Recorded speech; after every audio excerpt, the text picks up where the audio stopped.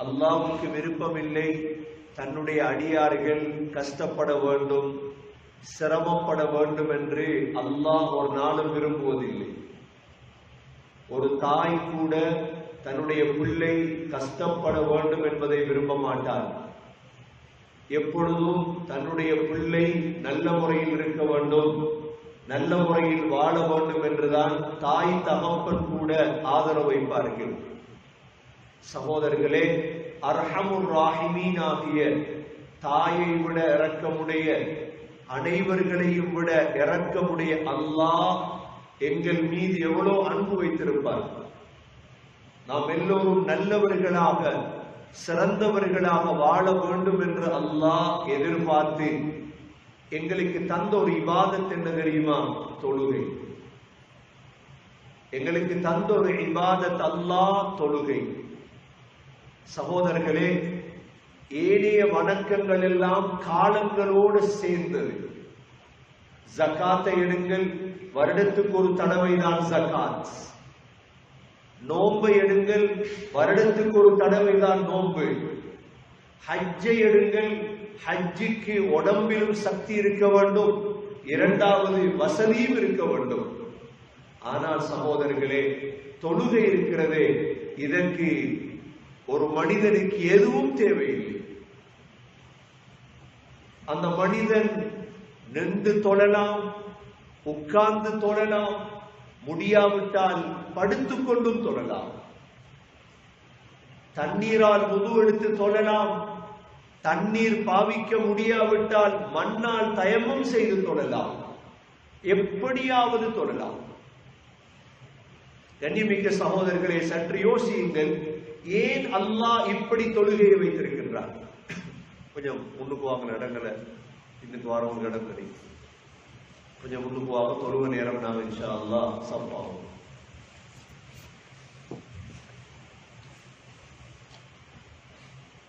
கண்ணியமிக்க சகோதர சகோதரிகளே, எதுவும் இல்லாமலும் தொழலாம். பள்ளிவாசல்ல தான் தொழணும் என்று அல்லாஹ் கட்டளையிடவில்லை.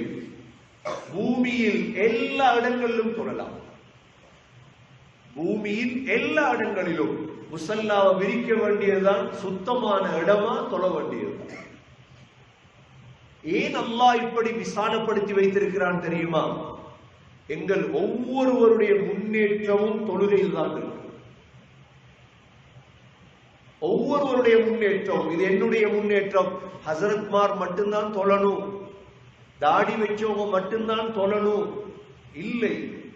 7 வயது பூர்த்தியான சகோதரர்களே, ஒவ்வொரு நேரமும் தொழுகை கடமை.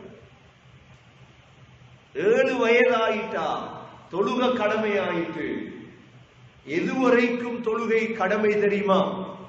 எப்போ உட சக்கராத் வருதோ அதுவரைக்கும் தொழுகை கடமை.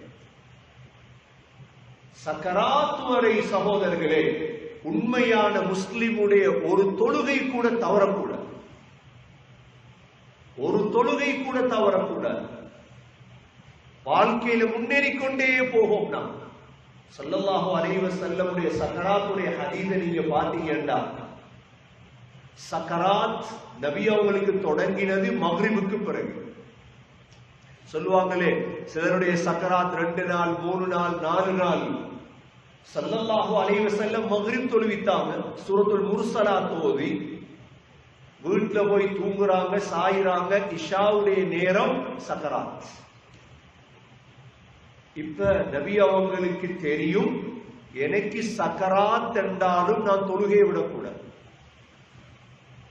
சக்கராத்துல தொழுகையை விடக்கூடாது என்றா மற்ற நேரம் எல்லாம் சகோதரர்களே இதே சார்ந்த எங்கட வேலை, ஜாப், டாக்டரை சந்திக்கிறது, அப்பாயின்மெண்ட், எங்கட ட்ரெயின், எங்கட பிளைட், நாங்க கொஞ்சம் இந்த ஹதீஸை சரியா பார்ப்போம். இஷாவுடைய நேரமாயிட்டு, யா ரசூலல்லாஹ் தொழுவிக்கு வாங்கிறீங்க, நான் வா. தண்ணியை கொண்டு வந்து ஊத்துறா, குளிக்கிறாங்க. ஒரு தரம் குளிச்சதோட ஃபிட் ஆகும் தானே, ஃபிட் ஆகிட்டாங்க. தொழுகைக்கு வரப்புல மயங்கி விழுந்துட்டாங்க. மயங்கி விழுந்தா என்ன செய்வோம் நாங்க? சரி வேறாக்க தொழுங்க, இல்ல திரும்ப தண்ணி கொண்டு வர சொன்னாங்க. 2வது தரம் குளிச்சாங்க. ரெண்டாவது தரம் குளிச்சுட்டு போறாங்க. இப்ப தொழுவிக்க திரும்ப மயங்கி விழுந்துட்டாங்க. சரி, ரெண்டாவது தரம் மயங்கி விழுந்தா விடுறது தானே. திரும்ப மூணாவது தரம் தண்ணி கொண்டு வந்து திரும்ப குளிச்சாங்க. திரும்ப தொழுவிக்க போனாங்க, திரும்ப மயங்கி விழுந்துட்டாங்க. 3 தடவை சான்ஸ். 4வது தடவை மயங்கி விழுந்ததுக்கு பிறகுதான் சொன்னாங்க, முரு அபா பக்கர் ஃபல்யுஸல்லி பின்னாஸ், அபூபக்கருக்கு சொல்லுங்க தொழுவி. 4 தரம் மயங்கி விழுந்ததுக்கு பிறகு ஸல்லல்லாஹு அலைஹி வஸல்லமுக்கு தெரியும் இந்த சமூகத்துடைய முன்னேற்றத்தை அல்லாஹ் தொழுகையோடு வைத்திருக்கிறார். கேட்பாங்க, பரக்கத் இல்ல வாழ்க்கையில, குடும்பத்தில பிரச்சனை, சரியா தொழுங்க, சரியாக தொழுங்க, பரக்கத் கிடைக்கும். சரியாக தொழுங்க, பிரச்சனைகள் போகும். ஒரு வாப்பா தன் பிள்ளைக்கு எல்லா புத்திமதியும் சொல்லிட்டு கடைசி நேரம் 2-3 புத்திமதி சொல்லுவார் தெரியுமா? சக்கராத்துல அந்த புத்திமதிய மகன் மௌத்துரை விட மாட்டார். எல்லா புத்திமதியும் வாப்பா அம்மா தானே படிச்சு தரணும். ஆனா கடைசி நேரம் சில வாப்பாமார் கையை பிடிச்சி பிள்ளைகளுக்கு புத்தி சொல்லுவாங்க.